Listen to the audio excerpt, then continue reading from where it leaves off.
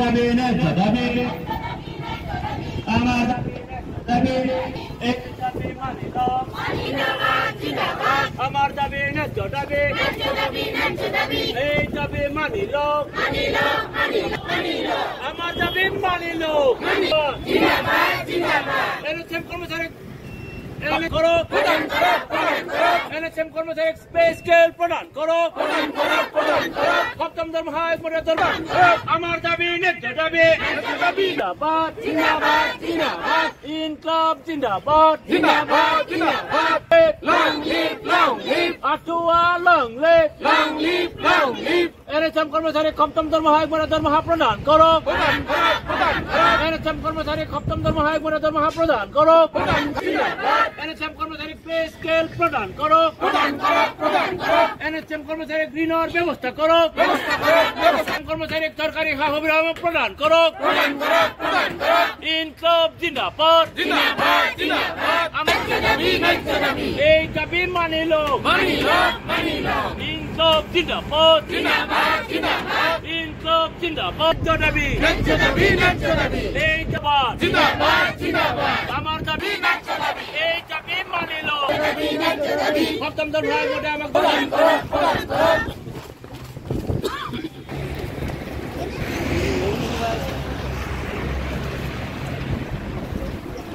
ইনকলাব জিন্দাবাদ ইনকলাব কর্মচারী ঐক্য জিন্দাবাদ এনএসএম কর্মচারী ঐক্য জিন্দাবাদ এনএসএম কর্মচারী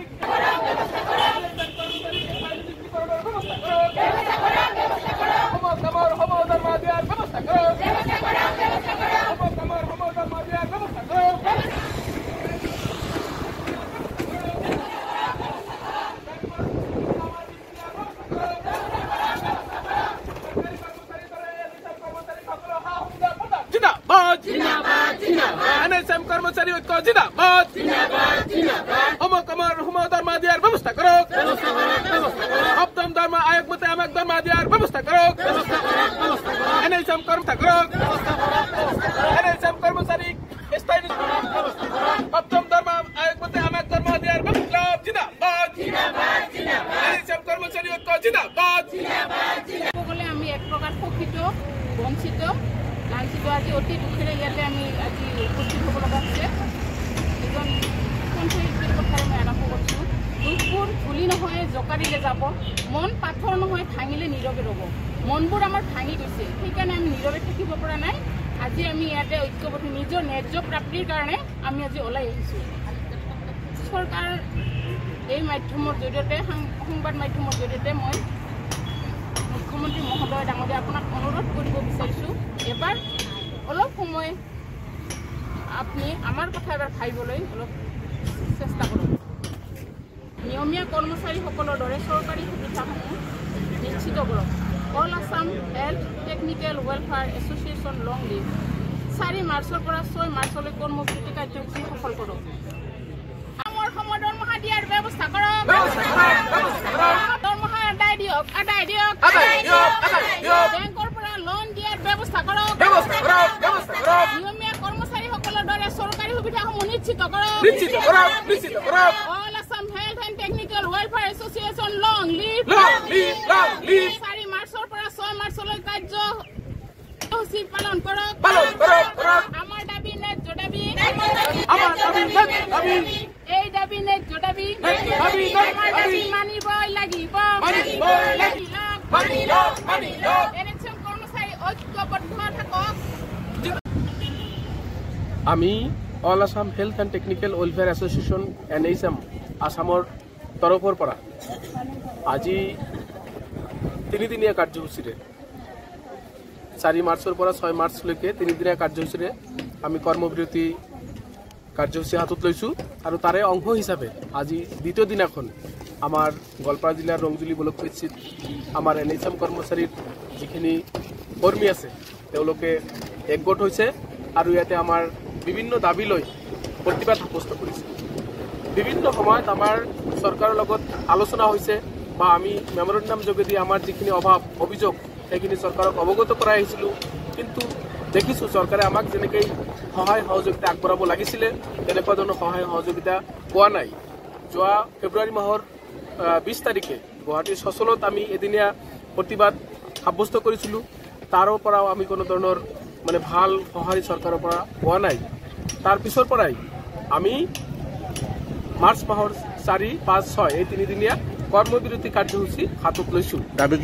আৰু এই মুখ্যতঃ আমাৰ যিখিনি দাবী আছিলে সেই দাবীবিলাক হৈছে যে বিশেষ নিযুক্তি প্ৰক্ৰিয়াৰ যোগেদি আমাৰ NHM কৰ্মচাৰী যিখিনি কন্ট্ৰেকচুৱেল ষ্টাফ আছে তেওঁলোকক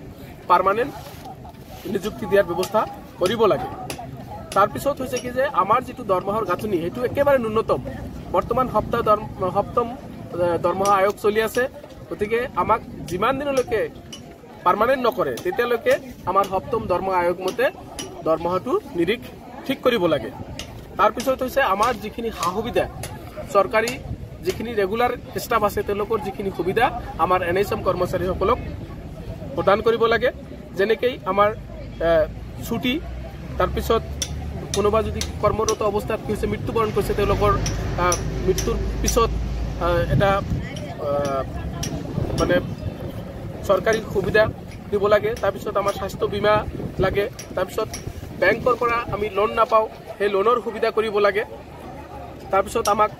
পেঞ্চনৰ আওতাত আনিব লাগে। এইখিনি আছিলে আমাৰ মুখ্যতঃ দাবী। তাৰপিছত যে এটা উচ্চতম ন্যায়ালয়ৰ ভাৰ্ডিক্ট আছিলে যে সম কামৰ সম দৰমহা। আমি একেখন স্বাস্থ্য বিভাগৰ অধীনত একেই কাম কৰি আছোঁ, কিন্তু যিখিনি ৰেগুলাৰ ষ্টাফ আছে তেওঁলোকৰ দৰমহাটো বেছি,